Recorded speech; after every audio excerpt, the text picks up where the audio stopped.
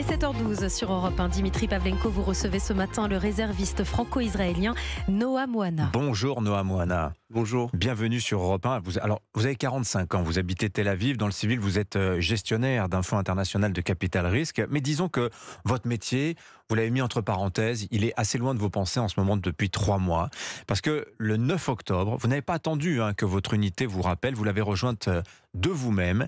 Et ce week-end encore, vous étiez en opération dans la bande de Gaza avec votre unité de commando parachutiste. Vous êtes de passage à Paris pour témoigner, pour raconter cette guerre que vous vivez. Alors peut-être une première question, Noah Mohanna, de Gaza à Paris en moins de 48 heures. C'est quand même un sacré contraste. Comment vous vivez ça ? Alors, on vit ça avec un petit peu de...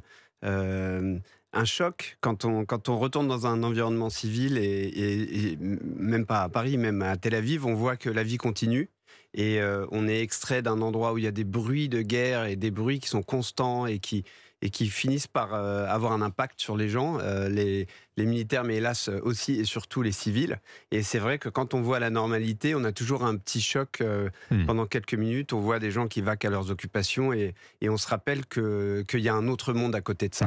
Alors, vous n'êtes pas un inconnu en France, Noah Mohanna. Il y a 15 ans, vous aviez publié un journal de guerre relatant votre expérience militaire lors de la deuxième intifada, donc au début des années 2000. Vous signez des tribunes dans la presse assez régulièrement.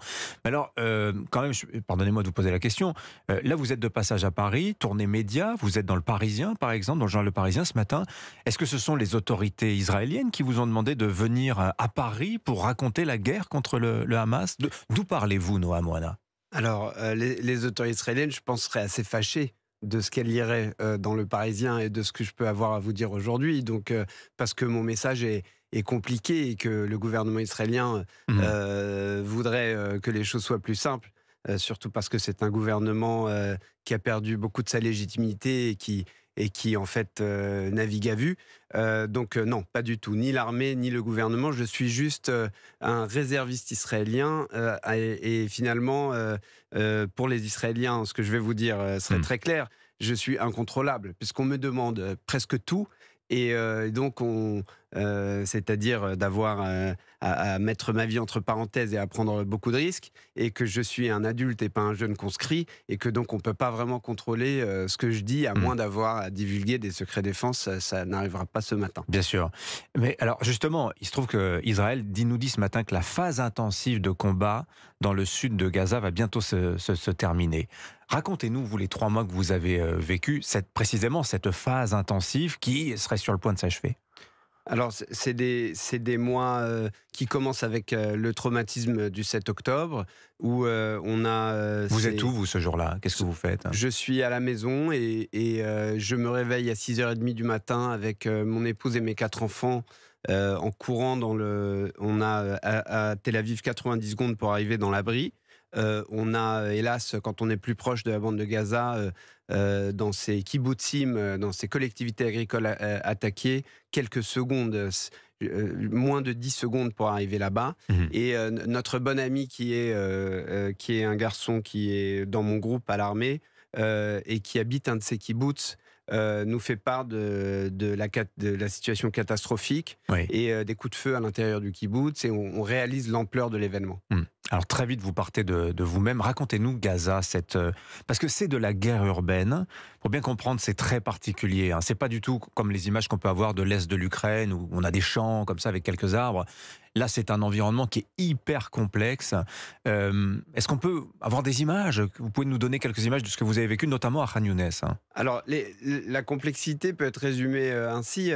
Il y a des infrastructures civiles, une ville, des gens qui se lèvent le matin, qui vont au travail et puis en dessous il y a une autre ville, une autre vie et des infrastructures militaires qui ont été construites et qui sont proprement hallucinantes quand vous rentrez dans ces tunnels que vous réalisez. Vous êtes rentré vous-même dans les tunnels du Hamas ? Oui. Je suis rentré et de voir le niveau d'ingénierie et toutes les ressources qui ont été utilisées pour construire cette infrastructure de mort, c'est assez troublant, parce qu'on se dit qu'autre chose aurait pu être fait avec ces aides. Et effectivement, vous avez une école qui peut être à la fois une cible militaire parce que elle a tous les éléments d'une cible militaire avec un dépôt d'armes, une batterie de roquettes, et à la fois elle reste une école avec ses images de livres, de cartables. Voilà, donc les deux choses sont là. Vous me faites un récit un petit peu général de la guerre dépersonnalisée, parce que j'imagine que pour vous, c'est pas facile non plus à gérer. Peut-être racontez-nous un peu la vie dans les unités. Comment ça se passe? Qu'est-ce qu'on se dit aujourd'hui quand on est soldat, engagé, sur le terrain, face au Hamas, qu'on est israélien, qu'on a pris les armes comme vous, comme volontaire en plus? C'est une situation très particulière. On est un peu coupé du monde, et on est dans une situation où on a par exemple un officier qui est, dans mon cas, l'officier supérieur est archéologue au civil. Il a fini son post-doc à Chicago il y a quelques mois, et il doit prendre des gens qui jusqu'à il y a peu étaient un petit peu éloignés du monde militaire, et en refaire des soldats en quelques jours et les mener au combat, et effectivement avoir des discussions difficiles. Mais c'est vrai que quand on est dans cette dynamique, on a tendance à rentrer dans ce rôle et à s'y mettre pleinement. Avez-vous eu des contacts avec des otages retenus par le Hamas, Noa Mohana? Non, j'ai eu un réserviste de mon unité qui a été tué au combat en allant chercher sur la base d'informations des corps d'otages, qui était le fils de l'ancien chef d'état-major Gadi Eisenkot, qui peut vous donner une idée du prix que la société israélienne est en train de payer pour cette guerre. C'est-à-dire qu'on s'est retrouvé effectivement avec, imaginez un enterrement avec l'ancien fils d'état-major, donc tout l'establishment israélien. Et voilà, donc effectivement, il y a hélas, beaucoup de victimes, mais le prix à payer pour la société israélienne est très important, et hélas, pour les Palestiniens est très important.